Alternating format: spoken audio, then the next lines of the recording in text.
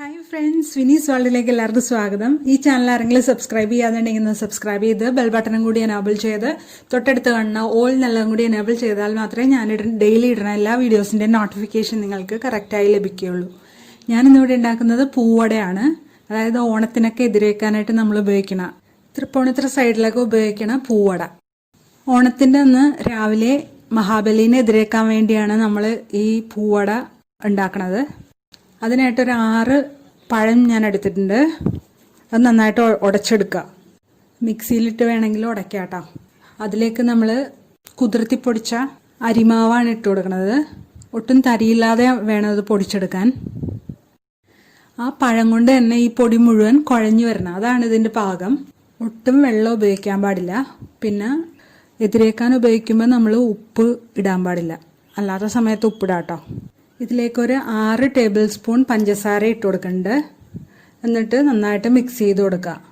ഒരു 1/4 കപ്പ് തേങ്ങ ഇട്ട് കൊടുക്കുന്നുണ്ട്. നമ്മൾ എതിരേക്കാൻ ഉപയോഗിക്കുമ്പോൾ എതിരേക്കാൻ വേണ്ടിയാണ് ഇത് ഉണ്ടാക്കണമെങ്കിൽ ഈ തേങ്ങ ഇടേണ്ട ആവശ്യമില്ല.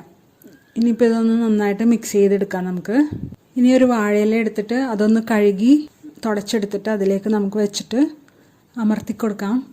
നേരത്തെ മത്തങ്ങാട ഉണ്ടാക്കിയില്ലേ, അത് പ്രസ് ചെയ്ത് കൊടുത്ത പോലെ തന്നെയാണ് ഇതും പ്രസ് ചെയ്ത് കൊടുക്കുന്നത്. അത് കാണാത്തവരൊക്കെ ഒന്ന് കാണണേ. നല്ല നൈസ് അടയായിരിക്കണം. ഒരു ഫ്രൈ പാൻ അടപ്പത്ത് വെച്ച് ചൂടാവുമ്പോൾ അതിലേക്ക് ഈ അട വെച്ച് കൊടുക്കുകയാണ്. എന്നിട്ടൊന്ന് അടച്ചു വെച്ച് വേവിക്കാം. ഒരു സൈഡായി കഴിയുമ്പോൾ അപ്പുറത്തെ സൈഡിലേക്ക് മറിച്ചിട്ട് കൊടുക്കുക. ഇങ്ങനെയാണ് നമ്മളുടെ അട ഉണ്ടാക്കുന്നത്. ഇപ്പോൾ ഇത് റെഡിയായി വന്നിട്ടുണ്ട്. നമ്മളൊരു പാത്രത്തിലേക്ക് മാറ്റുകയാണ്. ഇതിപ്പോൾ എല്ലാം ഉണ്ടാക്കിയെടുത്തിട്ടുണ്ട്. നല്ല ടേസ്റ്റ് ആയിട്ടുള്ള ഒരു അടയാണ്. ഇതെല്ലാവരും ഉണ്ടാക്കി നോക്കണം. ഇഷ്ടമെങ്കിൽ ലൈക്ക് ചെയ്യാനും കമൻറ്റ് ചെയ്യാനും ഷെയർ ചെയ്യാനും മറക്കരുത്.